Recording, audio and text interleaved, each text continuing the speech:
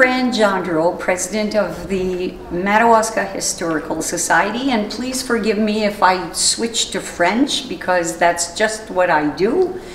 And with me here today is... My name is Alice Collin, Carpenter, and I'm president of the Frenchville Historical Society. I also serve as a director on the Maine Acadian Heritage Council. And also with us here today is... My name is Ben Parody. I was born in Frenchville. I grew up there, and I ended up going to UMFK. It used to be Fort Kent Teachers College, and one of my favorite places to visit is the Acadian archives at the university. And I can spend hours there just looking through, and it's amazing what these folks are doing and trying to preserve our culture, la langue française, la langue de la vallée, and stuff like that. It's just amazing, and I hope they're successful, and maybe we can attract more people into our societies. And today, actually what brought us together was the 100-year mark. So in 1922, people were erecting a cross in remembrance of the arrival of the Acadians. Ça fait 100 ans que le monde déjà y voyait l'importance de mettre une croix puis dire c'est ici que nos ancêtres ont arrivé. Puis ça fait 100 ans de ça là. Fait que quand on pense les années ont passé, puis nous autres on est ici aujourd'hui. Ça fait qu'il faut garder cette partie-là en vie. Que c'était du monde de ailleurs qui avait été toutes les histoires de déportation et tout ça, mais on n'arrangera pas ça là aujourd'hui, mais on est un produit de ce monde-là. And so here we are 100 years later, and we're still trying to promote and that we're here. We are, I think, in each our own right, preserving buildings, old buildings that were built to withstand the elements and whatever else was going on. So in the archives, I'm sure that you're seeing a lot of this. Oh, yes. And you and your caboose. Yes, the Frenchville Historical Society really drew me to it about 12 years ago after I retired. And the reason being that I love history, and above all, I love Acadian history, my history. And so I worked along with them for a bit, and now I'm trying to, why I came here today, and I also went to the Mass in St. David, is because I want to promote and keep the culture alive, and so that people can teach the younger generation about the culture. And I'm going to promote this coloring book that the Grand Isle Historical Society has published. It just came out in May. It's a coloring book for 5th to 6th graders, and it also has a bilingual top line. It's enough bilingual that if you don't speak French, you can pick up enough of the English to know what's going on in the picture. And vice versa. If you should speak only French, you'll still see the English in there. So it's a two-liner at the top and 2 lines at the bottom.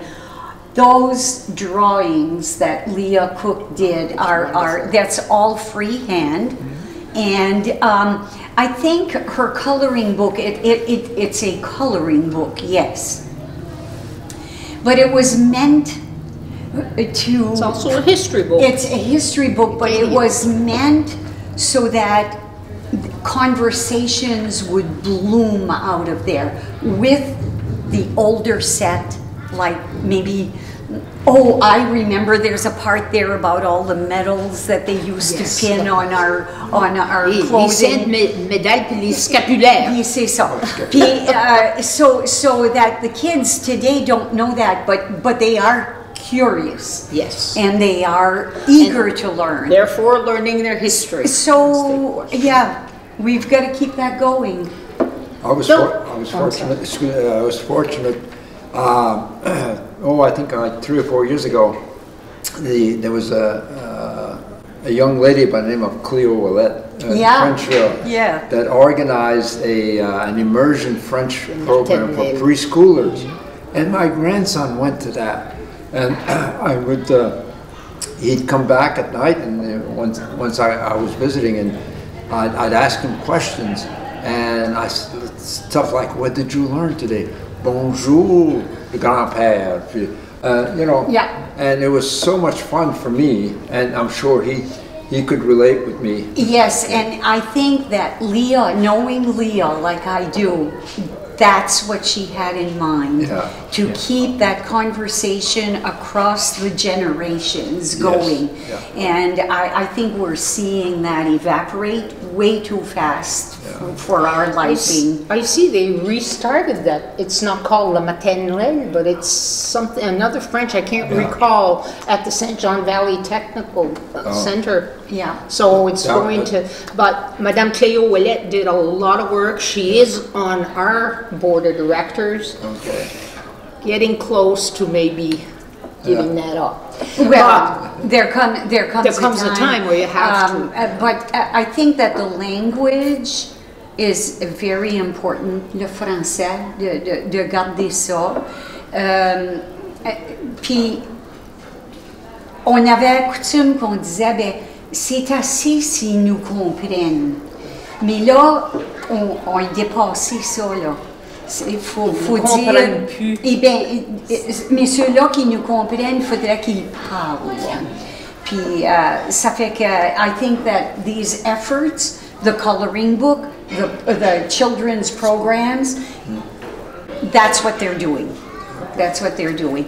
So why, if we say why were we here today, I think that we've got things in common. We know what we want to preserve. Right. And we'd like for the people out there to know that we're doing this, so promoting it. Of the work that we're doing. Yeah. And that we need help to do this work. Yeah. So anybody out there that's interested, just look us up in the phone book. So we'll be glad to bring you on. Yeah, I also want to share that when I'm a representative for the retired teachers from Northern Maine, and I'll be going to the national reunion that takes place every summer.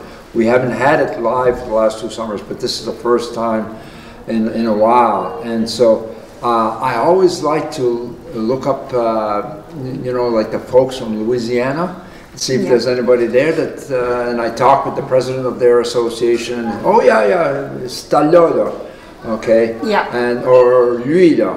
And so we go and we talk. On parle français, on jase, on bon plaisir. And then the other thing I want to share is that when I was in grad school at Cornell, I had received a grant that was purposely designed to take high school teachers and have them earn their master's degree in a specific discipline. And it turns out that my discipline was physics. And as I was finishing up that program, there were recruiters there looking for teachers. I could have gone to LA, I could have gone anywhere in the United States to teach physics at a lot bigger salary than what Fort Kent High School was paying. At the time it was $6,000. And instead I said, no, the grant was for me to come back and help the people in my valley and my heritage. And I've never regretted that, okay? And so a type of spirit I think we need more of, where you want to preserve your culture, you want to enrich it, contribute to it, so that we can continue to grow here in the valley. And the same thing happened with me. I am a retired nurse, but I trained in St. Mary's in Lewiston, and when I got done, the nun came up to me and she said, "Oh, Mademoiselle Collin, on veut vous garder ici, vous allez faire assez un bon travail ici." And I said, "No, I am going back to the St. John Valley. I'm going to work at the Fort Kent Hospital. That is my people. I want to serve my people. I want to take care of my people." So not everybody has that same mindset, but we need to promote that. And we need to pay salaries that will bring them back. And like Ben, it was not the money that brought me back. It was the culture. Yeah.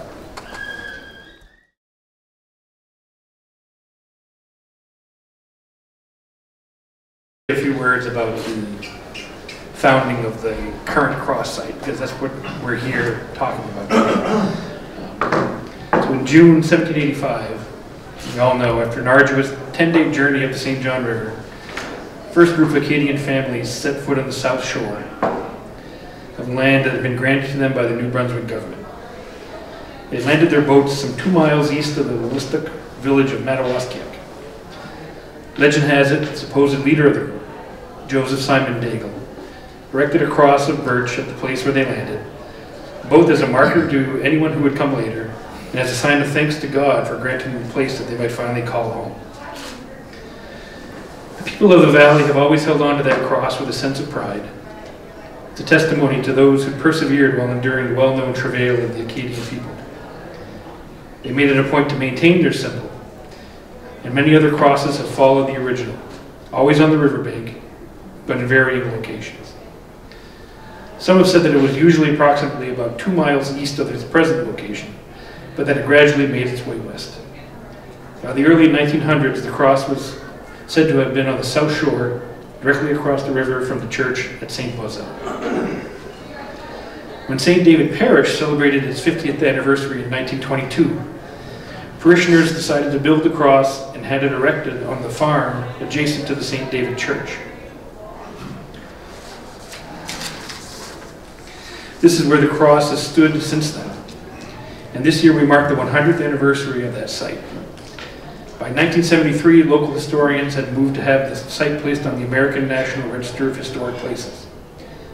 Later, in 1985, on the 200th anniversary of the coming of the Acadians, the humble wooden cross was replaced by a grandiose 14-foot marble structure. Over all the years, the location has become the focal point in our celebration of our heritage and our culture. Each year gone by since the landing of our ancestors, we journey to the site with a certain feeling of pilgrimage, and we celebrate with prayer, with song, and with feasting. Here's to another century.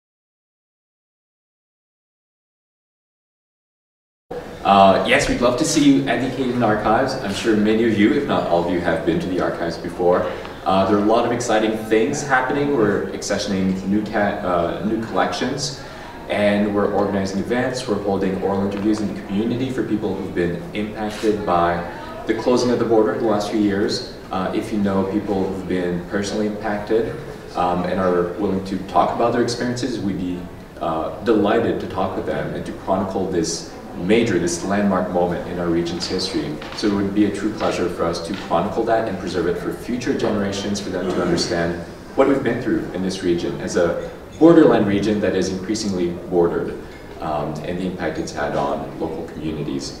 So a lot of good things happening at the archives.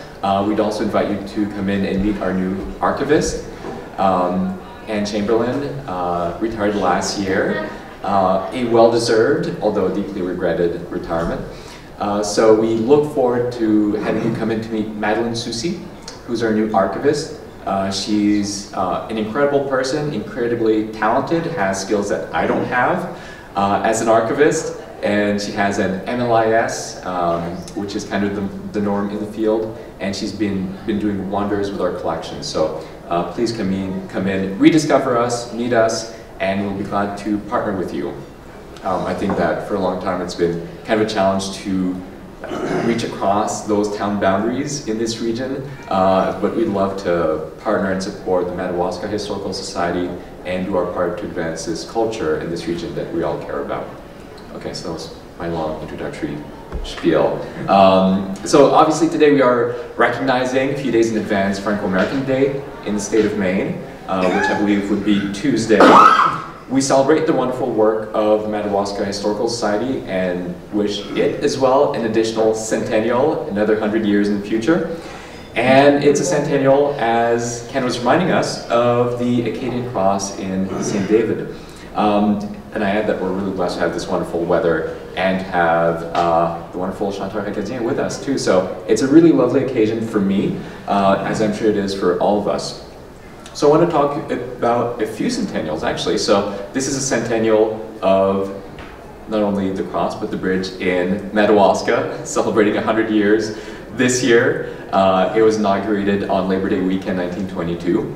And it's kind of this important symbol for the region, partly because it symbolized the continued proximity of both sides, a way of connecting families on both sides of the river and of the boundary.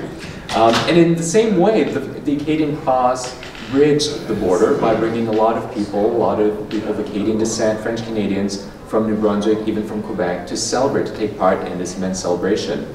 And it attracted not only people from valley communities, but the high and mighty Episcopacy of Maine, Bishop Louis Walsh from Portland, who came out to not only celebrate the entry of children into church life by performing sacraments, celebrating sacraments here, but also in taking part in this major cultural event that was the unveiling of the proper consecration of the Acadian cross just outside of Madawaska.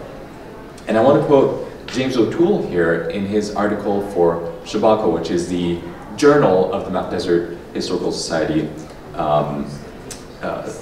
in down east. So Walsh had previously called for the remembrance of Catholic pioneers who had secured a fitting place in the history of the church, making them the advanced guards of the Catholic Church and her children, today so numerous and so influential both in the religious and civic life of Maine. And the conclusion for James O'Toole, the historian, was clear. If there is any privilege in birthright, there can be no question of our place in Maine. Our place.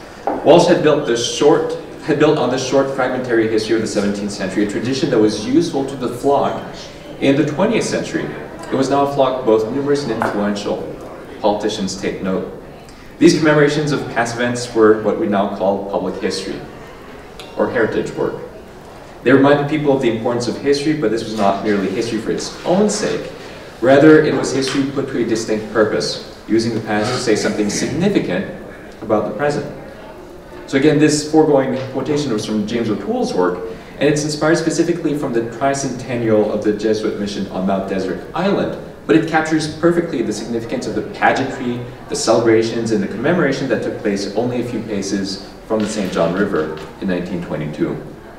Now, 100 years later, we join those original celebrants of 1922 in honoring people who came to the upper St. John River to found a new society where perhaps they might have a safe, secure, and prosperous future.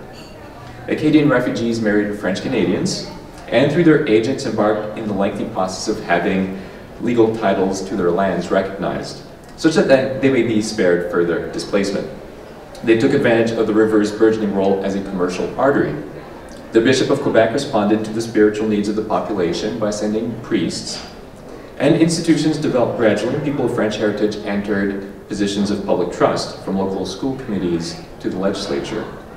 But we should also remember the context of the 1922 ceremony, a time of reinvigorated nativist sentiment, xenophobic sentiment in Maine, a time when the Northern Ku Klux Klan was extremely active throughout the state. In fact, Maine was one of the states where it was most active, and we have to remember that they weren't simply going after and intimidating people of color, but also Catholics and Jews and other historically marginalized groups in this country. So the fact that Bishop Walsh would come up here, this son of Irish immigrants, at a time when, again, relations between the Irish and the French Canadians in Maine weren't always friendly, that he would do so and extend this gesture meant to secure the birthright that James O'Toole was talking about, to secure their presence in the memory, in the landscape, and in the larger political framework of Maine. So this was overdue recognition of a people that had been here for, at that point, over a century and a half. So quite significant. So we should remember those trials and travails of the population from the moment they arrived here into the 20th century, when they dealt with the Ku Klux Klan, with the KKK, as well as with the infamous, rightly infamous, 1919 law that prevented people from speaking their own language in their own institutions of local education. So again, for that reason, the ceremony was doubly important and helped to restore the legitimacy and the visibility of a people that had been not only on the geographical margins of Maine, but on the social margins and economic margins as well. And those challenges would last until a new burst of energy in the 1960s and 1970s and 80s that led to the creation of a lot of these local historical societies, and that also led eventually to the creation of the Acadian archives and to the Congrès Mondial and to these larger connections that enabled this culture to thrive and to continue. And those new efforts in the last half century or so remind us that memory is not only something to be preserved. Memory can be enriched, enlivened, and expanded. And today our memory of the settlement of this region, the excursion of 1785, can and should look different from our modern gaze. We can integrate new historical knowledge about our forebears while recognizing their sacrifices as well as their triumphs.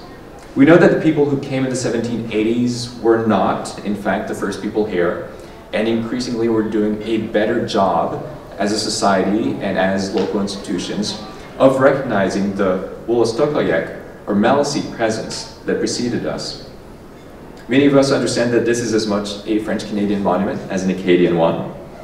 And for all we know, archaeological digs may show us to have part of the story wrong. Perhaps by finding more information, material artifacts, material claims about the original settlement or the first cross that was, according to tradition, planted not too far from the current one.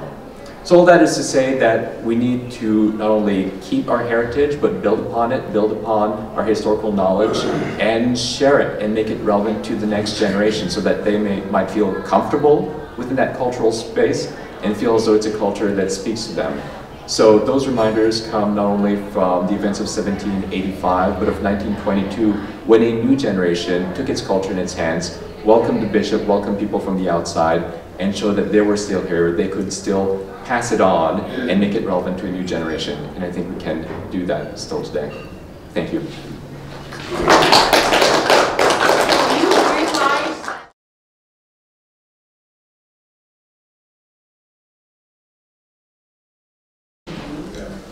Mon temps rose, mon temps m'a trouvé.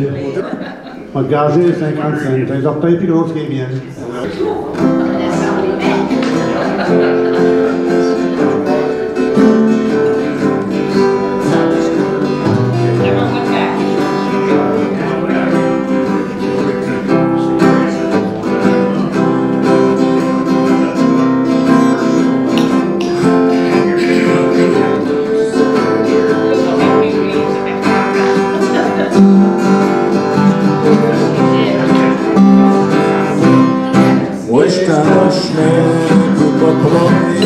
Dans la vallée, Saint-Jean, la belle vallée où j'ai grandi.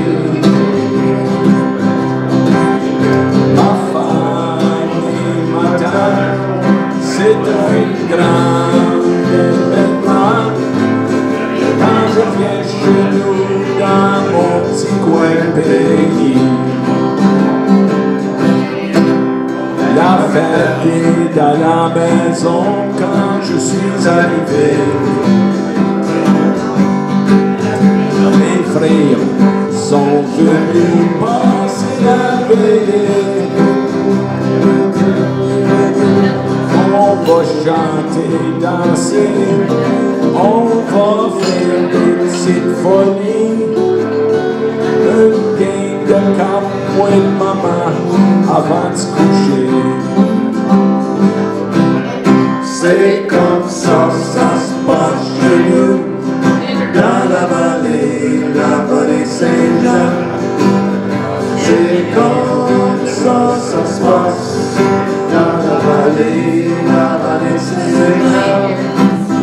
C'est comme ça se passe, c'est comme ça se passe, c'est comme ça se passe dans mon petit coin de pays. Il fait frais, un matin, une tasse de café, un peu dans le foyer, on va jaser, on parlera de la vie, on va être bien ébranlés, et par ici, on sait s'encourager. Les petits ailes, les petits gars, il faut s'accomplir. La vie est trop courte pour chicaner.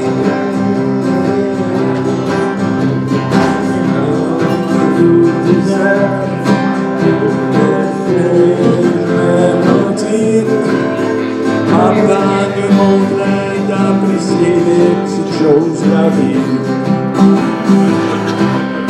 C'est comme ça se passe chez nous, dans la vallée Saint-Jean. C'est comme ça se passe, dans la vallée Saint-Jean. C'est comme ça se passe, c'est comme ça se passe, c'est comme ça se passe dans mon coin de pays. Dimanche matin, la messe à 8h15. Le poulet dans le fourneau, maman fait du fort. On va se bourrer, ride au camp après dîner. Sur le perron, on va se passer avec nos amis. C'est pas que c'est bien fancy dans la vallée.